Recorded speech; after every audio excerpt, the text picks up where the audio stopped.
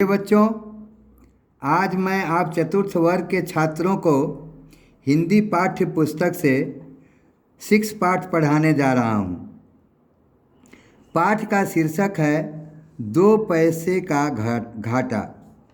इस पाठ के पढ़ने से पहले मैं एक बात बताना चाहता हूँ कि कृपणता, जिसे कंजूसी कहते हैं, यह एक ऐसा रोग है कि जिस व्यक्ति को पकड़ लेता है वह व्यक्ति कभी प्रसन्न नहीं रहता, और न ही वह जिस समाज में रहता है उस समाज के लोग प्रसन्न उससे रहते हैं।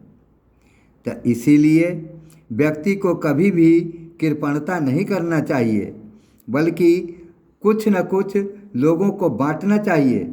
आप लोगों ने संस्कृत में पढ़ा होगा कि हस्तस्य भूषणम दानम, कि हाथ का गहना, हाथ का भूषण, हाथ का अगर कोई शोभा है तो वह दान होता है। तो व्यक्ति को हाथ से हमेशा कुछ न कुछ किसी को देना सोचना चाहिए, ऐसा न कि दूसरे का भी लेकर अपने ही पास जमा करने का सोचना चाहिए। जो ऐसा सोचते हैं उन्हें ही कृपण कहा जाता है और उनके स्वभाव को कृपणता कहा जाता है। तो आज मैं जो कहानी पढ़ाने जा रहा हूँ इसमें भी कुछ ऐसे ही कृपणता और कृपण की कहानी है, जो प्रहसन के द्वारा अर्थात कहने और सुनने 2 लोगों के सवाल और जवाब के माध्यम से इस कहानी को प्रस्तुत किया गया है, जिसे मैं आप लोगों को पढ़कर सुनाने जा रहा हूँ। इसे ध्यान से सुनेंगे और समझने का प्रयत्न करेंगे। इसमें पात्र परिचय, पात्र इसमें 4 हैं, 3 हैं। सेठ जी की पत्नी अर्थात सेठानी और उनका मुनीम। सेठ जी जोर से आवाज़ देते हैं, मुनीम जी, ओ मुनीम जी। मुनीम जी बोलते हैं, क्या बात है, क्या आफत आ गई सुबह सुबह। सेठ जी कहते हैं, अभी आई कहाँ है, उसी को तो बुला रहा हूँ। मुनीम जी कहते हैं, यानी कि मैं आफत हूँ। सेठ जी कहते हैं, अरे तुम नहीं सही, तुम्हारा हिसाब तो आफत जैसा ही है। मुंशी जी कहते हैं, मुनीम जी वह कैसे सेठ जी। सेठ जी हंसकर झुंझला कर कहते हैं, कल के हिसाब में 2 पैसों का घाटा निकल रहा है। उसको निकालने के लिए कल आधी रात तक मैं लालटेन जलाए बैठा रहा, पर घाटा पूरा न हुआ। बच्चों जरा ध्यान दोगे कि 2 पैसे का हिसाब उनको घट रहा था, जिसको निकालने के लिए उन्होंने रात भर अपने लालटेन को जलाए रखा, फिर भी उन्हें घाटा पूरा नहीं हुआ। मुनीम जी कहते हैं, सेठ जी गजब हो गया। सेठ जी कहते हैं, क्या बात है मुनीम जी, क्या बात है। मुनीम कहता है, सेठ जी घाटा तो अब 8 पैसों का ही हो गया। आधी रात तक 6 पैसों का तेल जल गया और 2 पैसों का घाटा तो पहले से ही था। सेठ जी, अरे हाँ, यह तो मुझे ध्यान ही नहीं था, धत तेरे की, भाग में घाटा ही घाटा लिखा है। अच्छा, पहले उन 2 पैसों के घाटे को तो निकालो।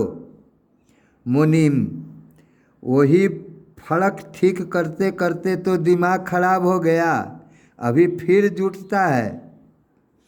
मुनीम जी थोड़ी देर तक हिसाब जोड़ते हैं। सेठ जी, मालूम हो गई तुम्हारी योग्यता, लाओ बही खाता इधर दो। सेठ जी बही खाता लेकर हिसाब जोड़ते हैं। मुनीम, जमा देख लीजिए। सेठ, सारा देख लिया लेकिन हिसाब नहीं मिल रहा। पेट पकड़कर जोर से चिल्लाता है, मुनीम जी मरा, डॉक्टर को बुलाओ। मुनीम जी तो जिंदा है सेठ जी, सोडा पी लीजिए, पेट ठीक हो जाएगा।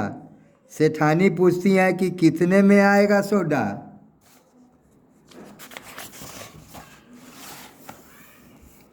मुनीम कहता है 1 रुपए की 1 बोतल आएगी। सेठ जी कहते हैं अरे ना ना ना, इतनी महंगी चीज़ें नहीं चाहिए। कुछ सोचते अच्छा जाओ मोल भाव कर ले आना। मुनीम सोडे की बोतल लाकर देता है।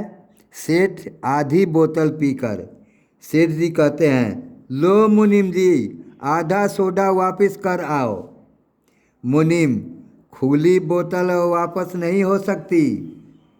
सेठ जी कहते हैं क्यों नहीं होगी, यह भी कोई मजाक है।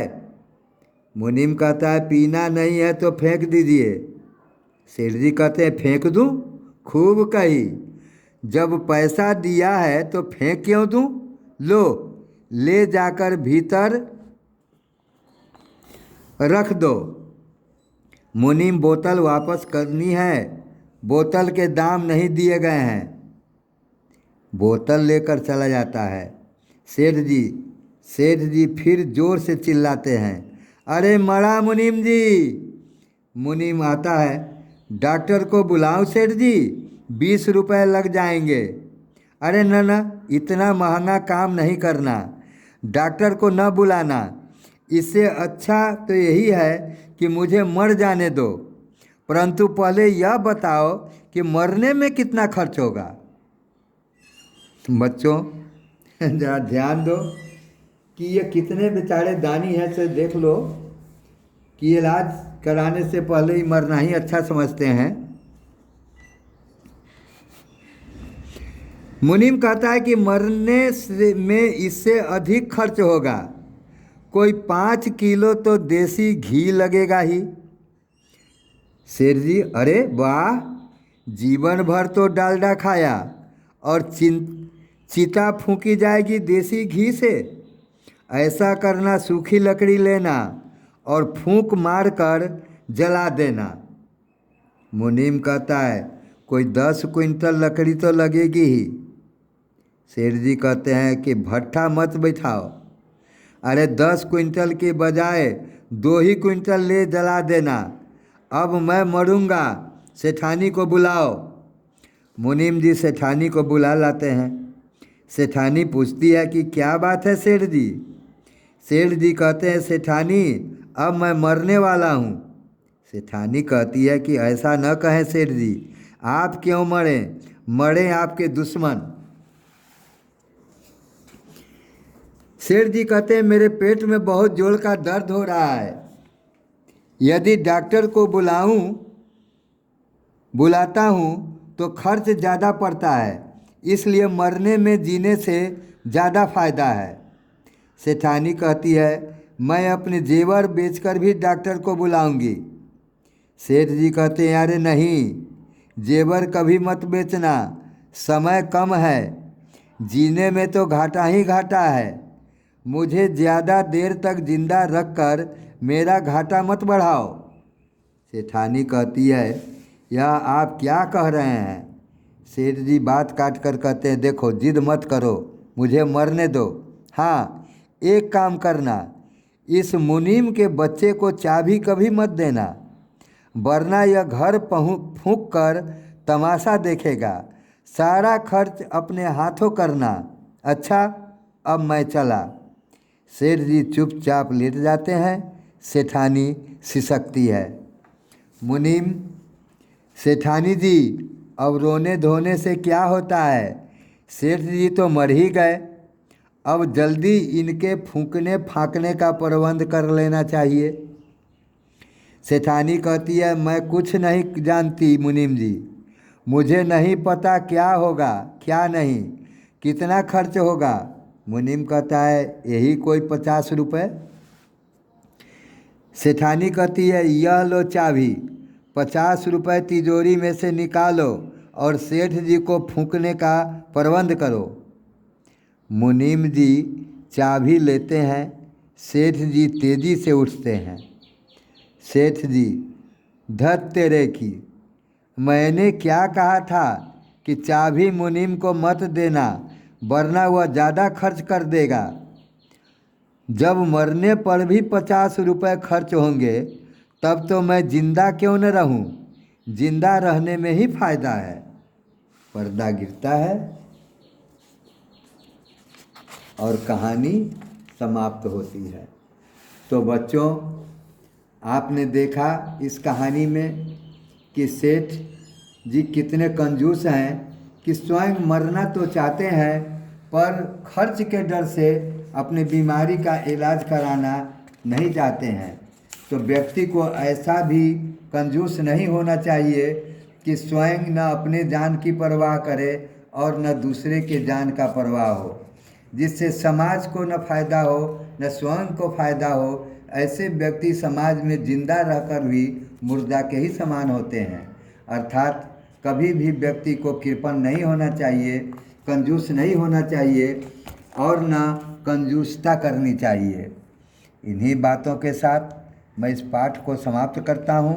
साथ ही आप लोगों को मैं ये निर्देश देता हूँ कि पाठ के आधार पर जो यहाँ पाठ बोध दिया गया है, प्रश्न दिए गए हैं, उनको अपने कॉपी में बनाने का प्रयत्न करेंगे, बनाकर अपने अपने कॉपी में रखेंगे। और जब भी मौका मिलेगा तो मैं आपके कॉपी से इन प्रश्नों के उत्तर को देखना ज़रूर चाहूँगा और देखने के बाद फिर मैं इसके अनुसार आप लोगों को अंकित करूँगा। इन्हीं के साथ मैं इन अपने कथन को विराम देता हूँ। धन्यवाद।